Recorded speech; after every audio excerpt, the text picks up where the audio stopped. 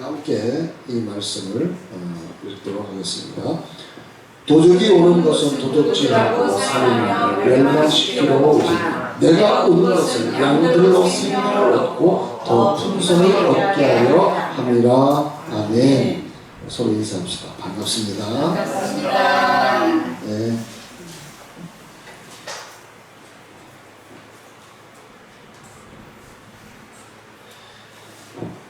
영생이라고 표현하는데요. 생명입니다.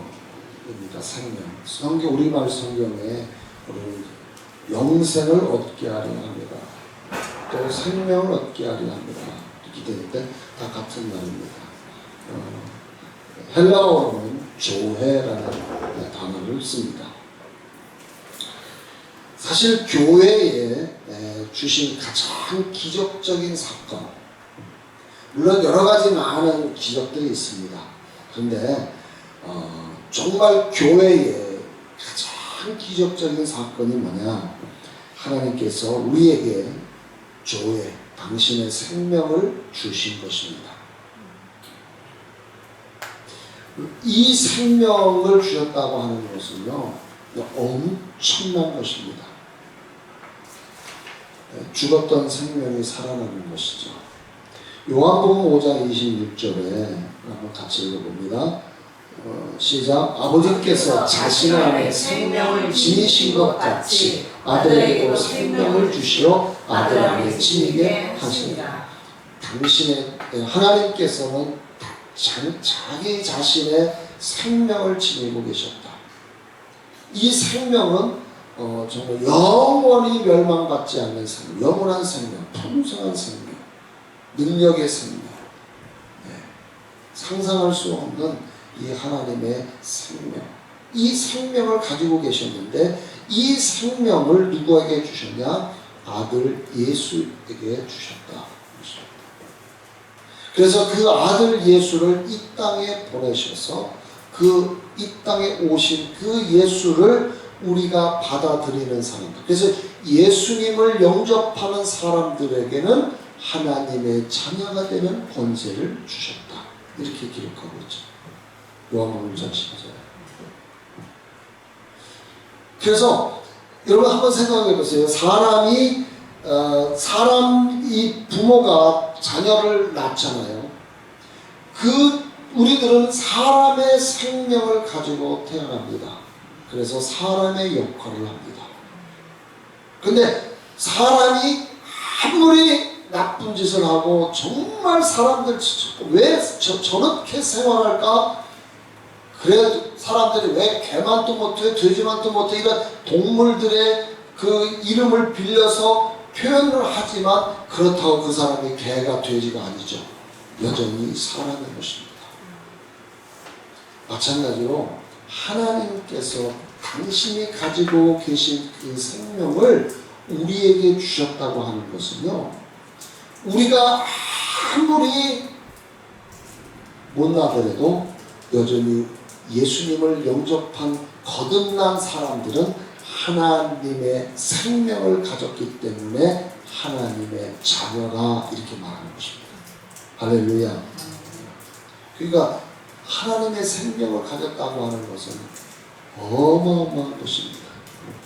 그런데 오늘날 교회가요, 하나님의 생명에 대한 것이 그렇게 강조되어지지 않아요. 강조되는 것 부분이 뭐냐면 단순히 구원받는 것. 단순한 표현은 잘못된 표현인데 어쨌든 구원받기 위해서 예수가 필요하다. 거기까지. 그 하나님의 생명을 받았다고 하는 것이 얼마나 크고 놀라운지를 인식하지 못하고 있고요. 또 거기에 대해서 그렇게 강조하지 않습니다. 오늘 교회가. 오히려 감각적인 지식, 여기에 포커스가 맞춰져 있다는 것입니다. 그러다 보니까 사실은 우리가 가지고 있는 이 어마어마한 이 생명의 능력이 교회 안에서 그렇게 나타나지가 않고 있다. 안타까운 일이죠. 예. 감각적인 지식은 사실 인류에게 어느 정도는 정말 이렇게 유익을 준 것은 사실입니다. 그러나 그래서 요즘 뭐 사람들이 뭐 여러 가지 많은 것을 연구도 하고 해서 사람들에게 불치병을 치료하는 치료제도 뭐 이렇게 뭐 만들어서 효과를 보고 있지만, 그런데 결국은요 이 감각적인 지식은 여러분 보세요. 문화가 인류의 문명이 발달하면 발달할수록 더 파괴적이지 않습니까? 그렇죠? 문명이 발달하면 더 좋아져야 되는데 삶에 좋아지는 측면도 있지만 그러나 더 파괴적이다 그 말이에요. 요즘 젊은이들에게 있어서는요 사실은 그들의 그 영의 포커스가 아니라 이 육체적인 것에 포커스를 맞추다 보니까 사실은 젊은이들이 요즘 방황합니다. 그들에게 가르치는 어떤 그 가르치는 교육 체계를 가만히 보십시오. 오늘 젊은이들을 더 유익되게 하지 못하고 있다고 하는 사실은 지금 이것은 심각한 것이다. 요즘 젊은이들이요 왜 방황합니까? 자기 자신에 대한 정체성도 잃어버렸습니다.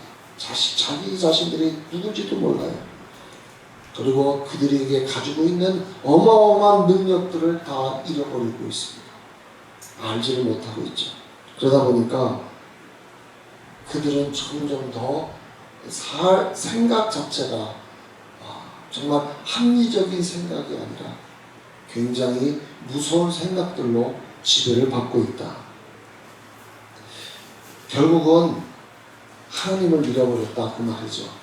그 하나님을 잃어버렸다고 하는 것이 바로 이사야 53장에 나와 있는 것과 똑같아요. 이사야 53장 3절.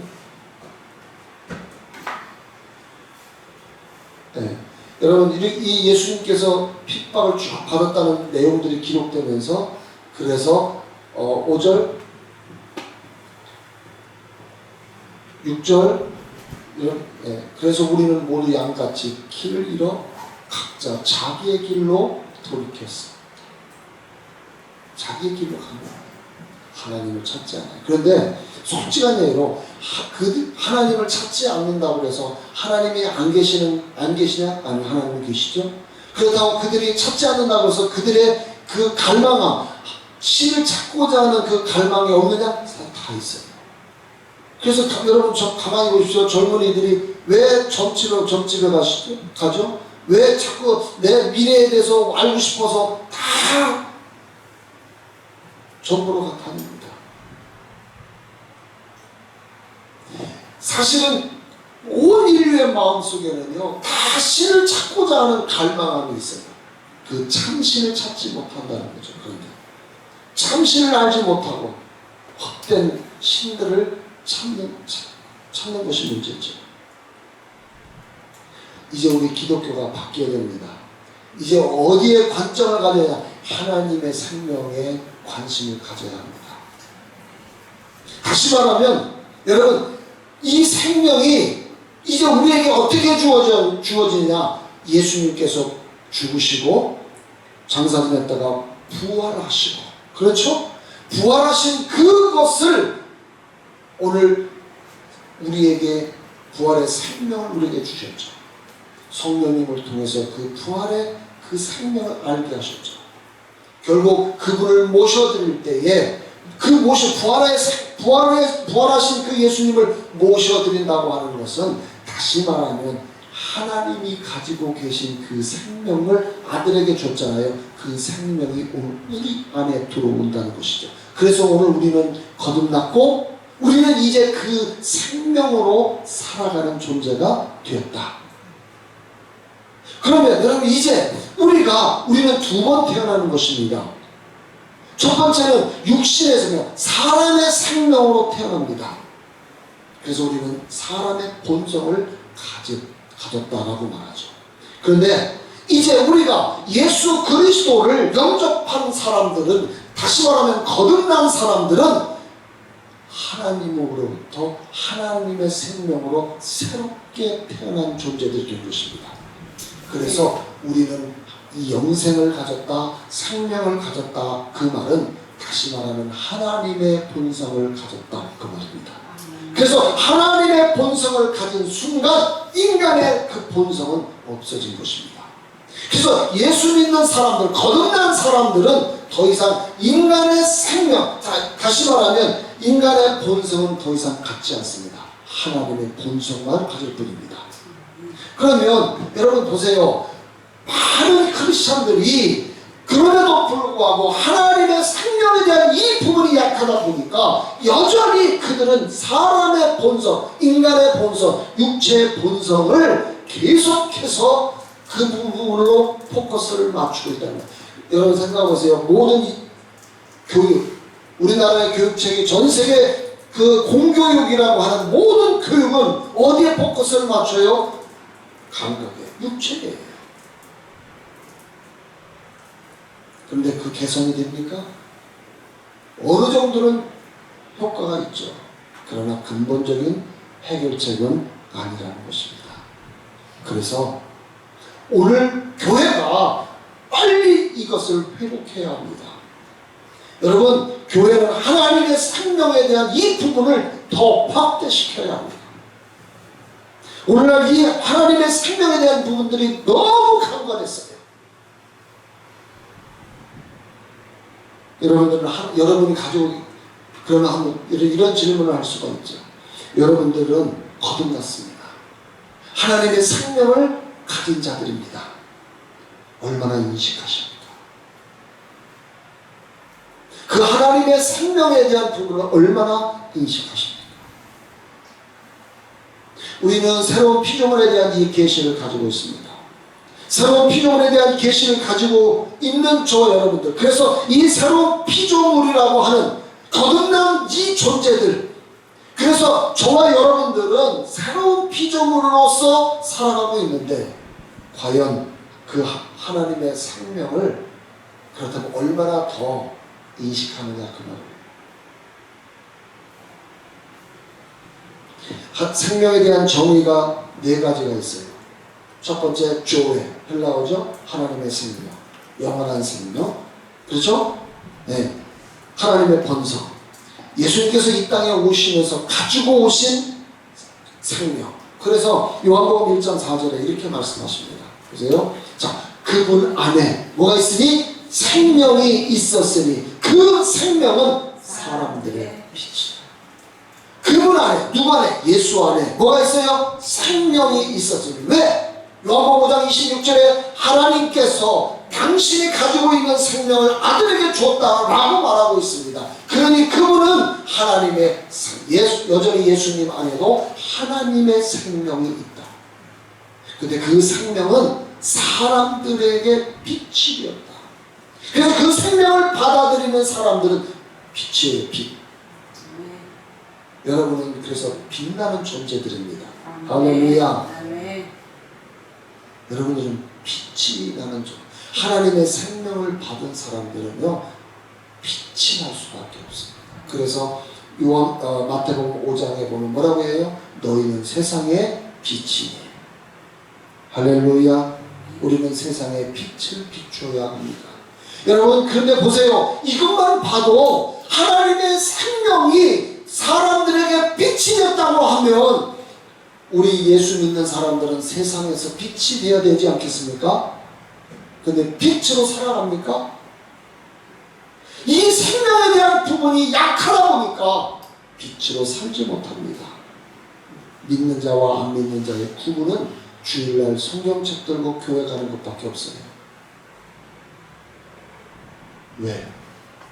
이 생명이 너무 강조되지 않고 있기 때문에.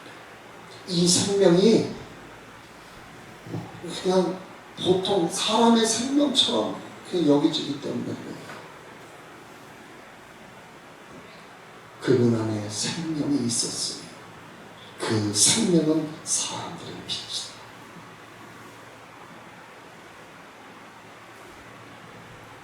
오늘 우리 본문을 읽었던 요한복음 10장 10절에 분명히 다시 말씀하시잖아요.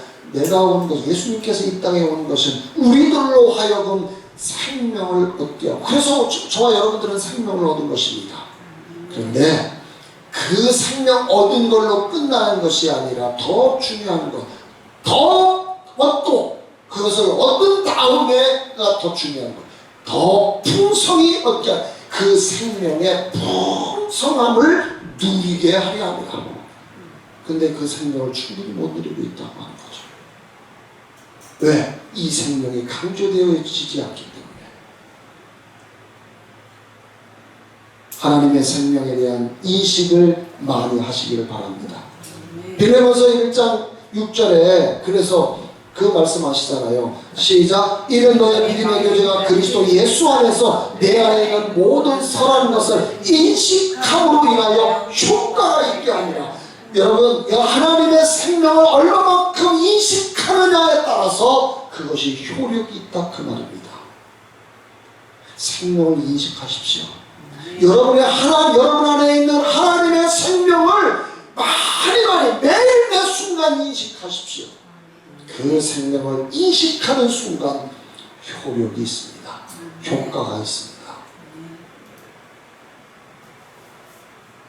그냥 환경적인 오감에 의해서 오는 그러한 감각적인 요소에 의해서 지배를 당하지 마시고요. 이제는 여러분 안에 계신 하나님의 생명의 풍성함, 그 생명의 능력.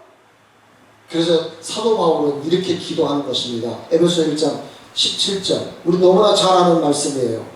보세요. 시작. 우리 주 예수 그리스도의 하나님 영광의 아버지께서 자기라는 지식 안에서 지혜와 계시의 영을 너희에게 주시오.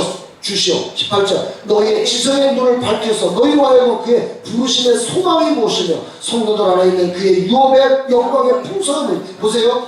이 하나님의 생명을 가진 자들은 부르심의 소망이, 왜 나를 불렀는가, 나를 왜 이 생명을 주셔서 나를 불렀는가를 정확히 알고, 그 다음에 성도 안에 있는 그 하나님의 그 풍성한 생명, 그 영광의 유업이 얼마나 풍성한지를 우리가 안단 말이에요. 그 생명을 강조하고 그 생명을 인식하고 그 생명에 대한 부분을 자꾸만 여러분들이 공부하고 묵상하면 할수록 풍성함이 무엇인지를 안다는 거예요. 근데 더 놀라운 19절. 강력한 능력의 역사하심을 따라 믿는 우리에게 향하신 그 능력의 지극히 위대하심이 어떤 것인가 우리로 알게 되기를 원합니다. 사도 바울의 기도가 그래요. 생명의 능력을 사도 바울은 에베소 교인들에게 알기를 원했다는 것입니다.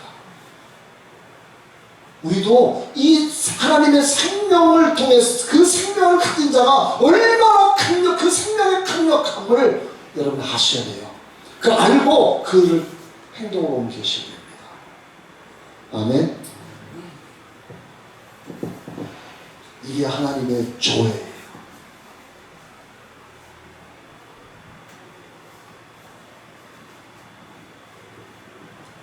그래서 사도 바울은 고린도후서 5장 17절 새로운 피조물이다라고 이야기합니다. 그리스도 안에 있다면, 너희가 그리스도 안에 있냐? 다시 말하면 하나님의 생명을 가졌느냐? 그 생명을 가졌다면 너는 완전히 새로운 존재다. 이전 것이 다 지나간 완벽한 새로운 종족이다. 그렇게 이야기하는 것입니다. 모든 것이 완벽히 새롭게 된 존재. 이게 여러분입니다. 이게 여러분입니다. 하나님의 생명을 가진 자, 조회 안에 있는 자, 이 자가 바로 새로운 종족인 것입니다. 여러분들은 하나님이 주신 이 생명 안에서 하나님의 자녀로서의 그 모든 것을 누릴 자격이 있습니다. 이 땅에서도. 제가 성경을 보다 깜짝 놀란 것이 뭐냐면요, 성경에 보면은 요한복음, 요한일서도 읽어보고 그러면요, 이런 말씀들이 있잖아요. 그 고린도전서에도 나오고, 우리가 마치 이 복을, 하나님이 주신 복을 죽어서 천국에 가서야 누릴 거라고 자꾸 생각하는, 물론 당연히 거기서 누립니다. 근데 예수님께서 이 땅에 천국을 오실 때 천국을 가져오셨기 때문에, 그래서 주님 말씀하시죠. 천국이 어디 있다고 했어요? 네 안에 있다. 우리 안에 있다는 거죠. 그러니까 여러분, 성경에 나와 있는 것이 내가 육신대로 생활하면 육체 소용을 이루고, 그렇죠? 그 결과를 맺는다는 것이잖아요. 그런데 내가 영의 열매를 맺은, 영의 열매는 이 땅에서 우리가 누리는 것입니다. 특별히 우리가 그러잖아요. 영의 열매, 성령의 열매는 뭐가 있어요? 사랑과 희락과 화평과 오래 참음과 자비와 충성과 온유와 절제, 이런 9가지 성령의 열매, 그것은 성령의 열매가 아니라 우리 영의 열매죠. 그 영의 열매가 언제 맺는 거예요? 우리가 이 땅에 살면서 맺는 거예요. 살아가면서 맺어지는 거예요. 그걸 이 땅에서 그 영의 열매를 못 누린다고 하면 우리는 제대로 천국의 삶을 못 누리고 있는 것입니다. 또 하나의 생명이 푸시케라는 것입니다. 자연적인 인간적인 생명, 우리 이 목숨이 푸시케예요. 창세기 5장 4절에 보면 이런 말씀이 있어요. 창세기 5장 4절 시작. 아담이 셋을 낳고 800년을 살면서 아들들과 딸을 낳았더라. 5절 아담이 살았던 모든 날들이 930년이었고 그가 죽으니라. 이게 우리가 죽는 것, 이게 죽는 것, 목숨이 끊어지는 것, 이게 푸시케예요. 그 다음에 이제 비오스라는 게 있어요.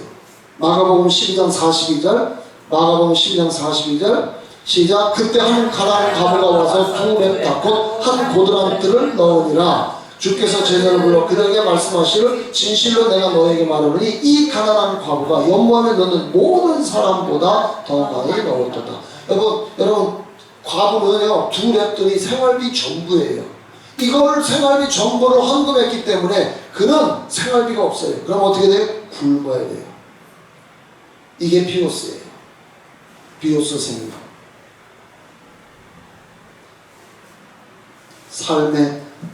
삶의 양식.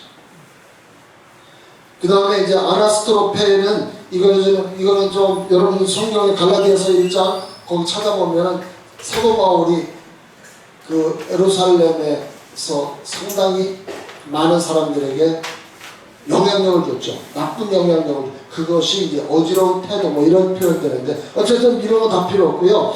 여기서 우리가 포커스를 주로 맞추는 게 뭐예요? 푸시케하고 비오스예요. 여러분 자기의 목숨을 위해서 얼마나 많은 시간 그 다음 물질을 투자합니까? 삶의 양식, 이 비오스. 그래서 생활비의 이 문제에 얼마나 사람들이 포커스를 맞추고 있습니까? 그래서 사람들이 이 생명, 육체 관련된 감각적인 이 생명에만 포커스를 맞추고 영적인 생명에 별로 관심이 없어요. 예수 믿는 사람들 쫓아버려요. 그래서 우리가 지금 이 교회에서 다시 한번 종교개혁이 일어난다고 하면 이제 이 생명에 대한 이 부분을 집중적으로 조명해서 이 생명이 어떤 생명인가를 이제는 분명하게 성도들로 하여금 깨닫고 그 생명의 풍성함을 우리가 누리도록 우리가 이끌어야 한다는 것입니다. 할렐루야. 그래서 이 하나님의 생명이 하는 일이 뭐냐? 바로 재창조하는 일이다. 제가 주보에 기록해놨습니다. 이 하나님의 생명이 우리에게 온다는 것. 그래서 제가 다 설명했죠. 그래서 여러분 오늘 하나님의 생명이 우리 영에 점이되는 이 놀라운 것은요, 상상할 수 없는 것이죠. 그래서 저와 여러분들이 이 생명에 대한 부분을 연구하고 탐구하고 공부해야 하는 것입니다. 그래서 제가 주보에 하나님의 생명을 받은 이런 결과들이 뭐가 있는가를 일부 기록해놨어요. 여러분 분명한 것은요, 하나님의 생명을 받은 사람들은 언어가 달라고요, 행동이 바뀌어지고요, 습관이 교정되고요, 새로운 것들이 형성되어진다는 사실입니다. 사실은요, 이 창조적인 것을 우리 에디슨이 뭐 이거 저기 뭐 전기도 막 하여튼 엄청난 많은 것을 발명했잖아요. 발명가들 있죠. 발명가들은 다 크리스천들이에요. 이해되시겠습니까? 왜 그러냐면요. 성경에 이런 말씀이 있죠. 고린도 전서 2장과 3장에 보면 하나님은 창조자십니다. 그렇죠? 하나님의 생명은 창조의 생명입니다. 그러면 여러분 고린도전서의 2장에 보면 자연인 하나님을 알지 못하는 사람들은 창조적일 수가 없다는 말이에요. 이해되시겠습니까? 고린도전서 2장 15절 한번 보자.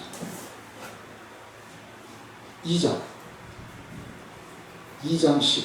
네. 자, 그 전에 13절 먼저 보자.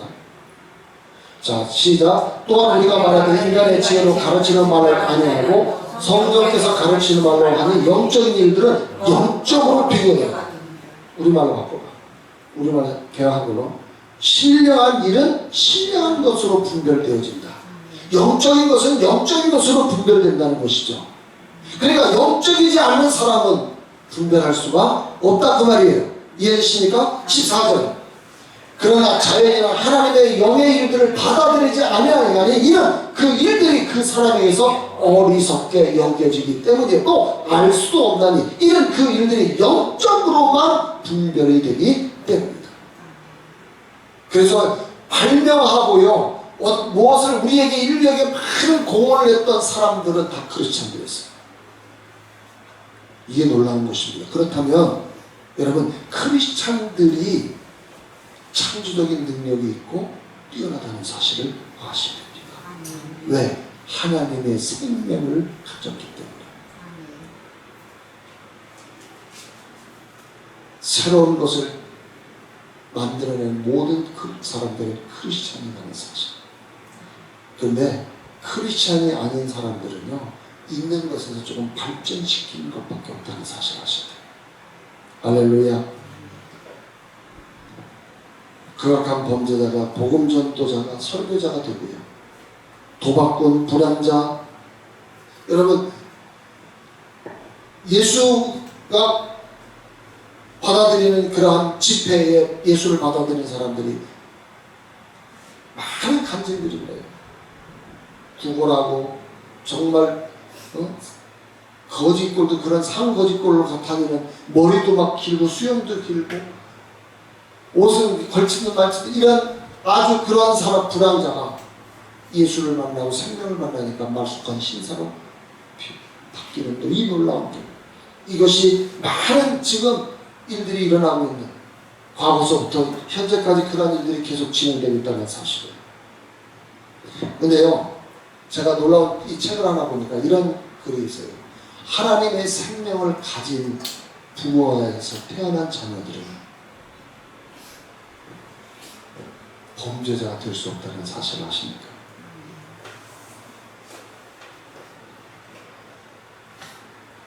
예수를 하나님의 생명을 갖기 전에 부모가 낳은 자녀와 하나님의 생명을 받아들이고 난 이후에 태어난 자녀들을 비교해 봤을 때 이 첫 생명 받기 전에 자녀들은 교정이 잘 안 된대요. 그런데 생명을 받고 난 이후에 태어난 자녀들은 그렇지 않다는 것입니다. 더 놀라운 것은 생명을 받은 후에 그 생명으로 자신의 삶을 다스림을 받는 청소년들은요 그렇지 않은 청소년에 비해서 10에서 50% 정신적인 향상을 가져왔다는 사실이에요. 하나님의 생명은요 상상할 수 없는 것입니다. 제가 이 책을 보고서는요 더욱 이 부분에서 제가 우리 크리스찬들이 왜 그 크리스찬 반려자를 만나야 되는 이유가 바로 거기 있는 것입니다. 그러나 비크리스찬이라도 반드시 크리스찬 되게 하고 결혼시키는 것이 합당. 내가 천안에 있는 그 우리 침례교 목사님 정길조 목사님이라는 분이 있는데요. 아들이 아버지 저 결혼을 해야 되는데 결혼하겠습니다. 그래서 그래 여자는 있냐? 네, 있습니다. 근데 그 여자가 예수를 안 믿는다는 거예요. 그래서 이 목사님이 특단을 내는 게 뭐냐면 그래? 그러면 이렇게 하자. 그 며느리 될 사람 여자에게 불러가지고 결혼을 하려면 예수를 믿어야 되는데 처음부터 예수를 알 수가 없잖아요. 그러니까 기도를 가르쳤대요. 기도를 예수님을 명접시킨 다음에 기도를 가르쳐서 기도를 5분간만 해라. 처음에는 5분간을 시켰대요. 근데 기도 한 번도 안 해보니까 기도가 5분이 되겠습니다. 하여튼 했대요. 시키니까. 했는데 뭐 한참 자기는 한 것 같은데 뭐 한 1분밖에 안 됐다나. 그리고 난 다음에 그 5분을 통과하고 난 다음에 그 다음에 10분, 그 다음에 30분 해가지고 1시간 요 과정이 한 몇 개월 갔대요. 근데 놀라운 사실은 그 며느리 될 사람이 완전히 거기 방언까지 터져가지고요. 얼마나 뜨겁게 기도하는 사람으로 바뀌었는지. 그래서 결혼시켰대요. 이게 필요한 것입니다. 여러분, 하나님의 생명은요, 단순하지 않습니다. 여러분, 술집에 하나님의 생명이 있겠습니까? 도박장에 하나님의 생명이 있겠습니까? 그런 데 없잖아요. 그렇죠? 하나님의 생명이 있는 곳은 그렇게 육체적이지 않습니다. 오늘 여러분 안에 하나님의 생명이 있으십니까? 그렇다면 그 생명이 여러분 안에서 일하게 하십시오. 그 생명을 인식하십시오. 그리고 그 생명이 여러분 밖으로 흘러나오게 하십시오. 기독교라고 하는 정의는 하나님의 생명, 내 안에 있는 하나님의 생명이 밖으로 표출되는 것입니다. 이게 기독교입니다. 기독교는 그냥 단순히 종교가 아닙니다. 기독교는 종교가 아닙니다. 그냥 와서 예배드리고 끝나는 게 그거 기독교가 아닙니다. 기독교는 여러분 안에, 내 안에 계신 하나님의 생명이 밖으로 표출되어져 나타나는 것이 기독교입니다. 여러분, 하나님의 생명이 여러분을 통해서 흘러나오게 하십시오. 많은 사람들이 여러분을 보시고, 지난주에 말씀드렸죠. 사도 바울이 나를 본받으라고 그 여러분을 보고 하나님의 살아계심을 알리십시오. 많은 사람들이 여러분을 보고 하나님의 살아계심과 하나님께 영광을 돌리게 하십시오. 하나님의 생명은 엄청납니다. 이 시대의 가장 기적적인 사건, 하나님의 생명을 우리에게 주신 것입니다. 여러분 그 생명의 주인공들입니다. 이 생명을 더 깊이 인식하는 저와 여러분이 되시기를 주의 이름으로 축원합니다. 기도하겠습니다.